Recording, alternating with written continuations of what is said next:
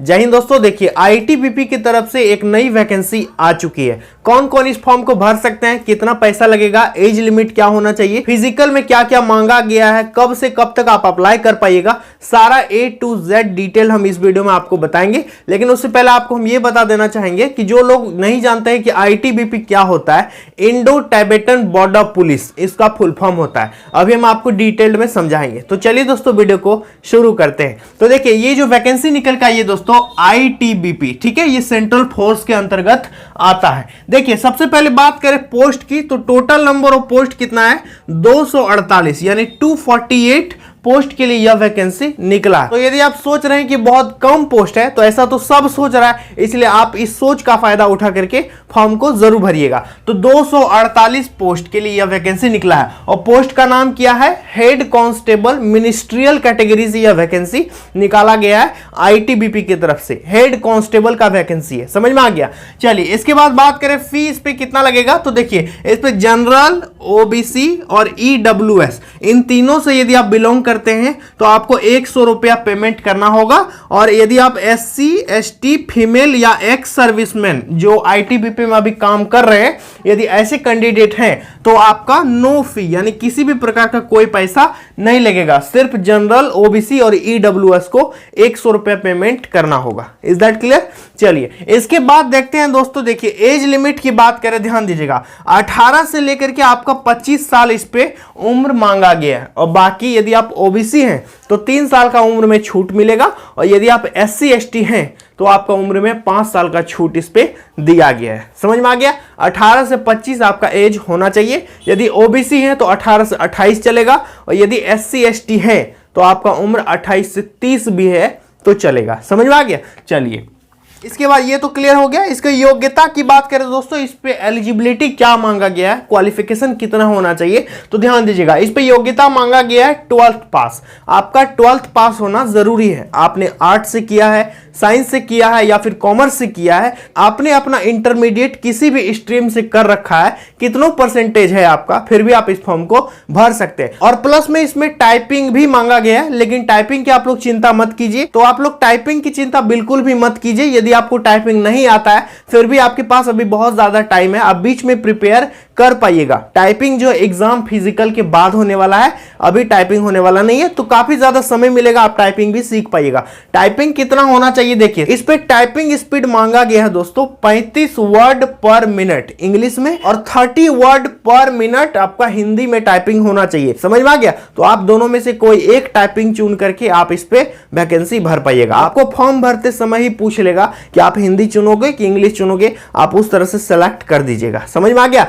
जो विद्यार्थी टाइपिंग नहीं जानते वो भी जरूर भरिएगा इस फॉर्म को, क्योंकि टाइपिंग अभी दूर है, टाइपिंग बीच में आप सीख भी सकते हैं। चलिए इसके बाद बात करें, ध्यान दीजिएगा पोस्ट डिटेल की बात करें, इस पे कौन सा पोस्ट है, तो इस पे यदि पोस्ट की बात की जाए कि कौन कौन सा पद है, तो ध्यान दीजिएगा मेल कैंडिडेट के लिए 135 पोस्ट है। ठीक है, जो आपका हेड कांस्टेबल मिनिस्ट्रियल का जो डायरेक्ट वैकेंसी है, मेल कैंडिडेट के लिए 135 पोस्ट है, और फीमेल कैंडिडेट के लिए 23 पोस्ट है। और बाकी जो LDCE 90 देख रहे हो ना, ये उन लोगों के लिए है जो आईटीबीपी में अभी काम कर रहे हैं। आईटीबीपी के जो सर्विंग पर्सनल हैं जो अभी काम कर रहे हैं आईटीबीपी में, उनके लिए 90 पोस्ट है, और बाकी सभी के लिए 135 मेल के लिए और 23 फीमेल के लिए इस पे सीट है। ये डायरेक्ट रिक्रूटमेंट आपका है। समझ में आ गया।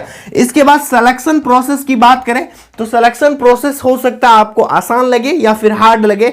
आप किस प्रकार के स्टूडेंट देख रहे हैं ये आप पर डिपेंड करता है। देखिए सबसे पहले आपका PET होगा, फिजिकल एफिशिएंसी टेस्ट। आपका फिजिकल टेस्ट पहले होगा। समझ में आ गया। इसके बाद आपका रिटर्न होगा, पहले दौड़ होगा फिर आपका परीक्षा होगा। समझ में आ रहा। तो होगा क्या, पहले आपका PET होगा, फिजिकल एफिशिएंसी टेस्ट। इसके बाद आपका PST होगा। PST मतलब फिजिकल स्टैंडर्ड टेस्ट। पहले आपको दौड़ाएगा, इसके बाद आपका ऊंचाई और चेस्ट मापेगा। समझ में आ रहा। पहले दौड़ होगा फिर आपका मेजरमेंट किया जाएगा। इसके बाद आपका रिटर्न टेस्ट होगा। तो पहले आपका दौड़ होगा, दौड़ के बाद आपका मेजरमेंट किया जाएगा। मेजरमेंट करने के बाद जो उस पर क्वालिफाई करेंगे उनका रिटर्न टेस्ट लिया जाएगा। समझ में आ गया। और जो विद्यार्थी रिटन टेस्ट में पास हो जाएंगे उनका होगा स्किल टेस्ट। स्किल टेस्ट मतलब वही जो टाइपिंग बोले ना, हम पहले हम आपको टाइपिंग बताए ना, वही टाइपिंग होता है स्किल टेस्ट। स्किल टेस्ट आपका लिया जाएगा हिंदी टाइपिंग या फिर इंग्लिश टाइपिंग, आप जो भी चुनोगे। इसके बाद आपका डॉक्यूमेंट वेरिफिकेशन होगा और लास्ट में होगा मेडिकल। समझ में आ गया? सिलेक्शन प्रोसेस बहुत सिंपल है।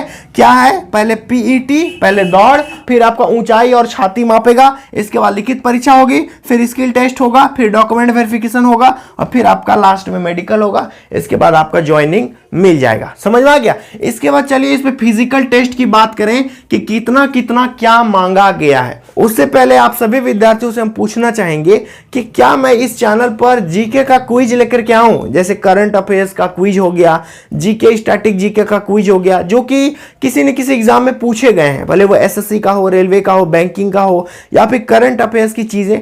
क्या मुझे क्विज वीडियो बनाना चाहिए इस चैनल पर कि नहीं बनाना चाहिए, या फिर सिर्फ जॉब्स अपडेट देना चाहिए? आप एक बार कमेंट सेक्शन में जरूर बताइएगा और लिख दीजिएगा कि लव फ्रॉम एमपी या उड़ीसा, झारखंड, बिहार, कुछ भी जहां से आप बिलोंग करते हो, यस और नो जरूर लिखना। ठीक है, तो चलिए इस पे बात करते हैं फिजिकल टेस्ट क्या क्या होगा। तो देखिए, सबसे पहले मेल में यदि आप पुरुष हैं और यदि आप पुरुष में जनरल, ओबीसी, एससी, तो यदि आप पुरुष कैंडिडेट हैं और आप जनरल में आते हैं, ओबीसी में आते हैं या फिर एससी में आते हैं, तो आपका ऊंचाई होना चाहिए 165 सेंटीमीटर। समझ में आ गया? और आपका चेस्ट कितना होना चाहिए, यानी छाती 77 से लेकर के 82 सेंटीमीटर आपका छाती होना चाहिए। और दौड़ आपका कितना होगा? 1600 मीटर आपका दौड़ होगा, जो कि 7.5 मिनट में आपको क्लियर करना है। ठीक है, इसके बाद हाई जंप कितना होगा? 3 फुट 6 इंच आपका हाई जंप होगा। और लॉन्ग जंप की बात करें तो 11 फीट आपको कूदना पड़ेगा लॉन्ग जंप। ये किसके लिए था? पुरुष कैंडिडेट के लिए, जो भी जनरल में, ओबीसी में या फिर एससी में है। और एसटी वालों को थोड़ा सा यहां पर छूट दिया गया है। एससी वालों की ऊंचाई होनी चाहिए 162.5 और छाती आपका होना चाहिए 71 से लेकर के 76 तक, बाकी आपका सेम है। ठीक है, तो एसटी वालों को थोड़ा सा ऊंचाई और छाती में छूट दिया गया है, बाकी सब बराबर है।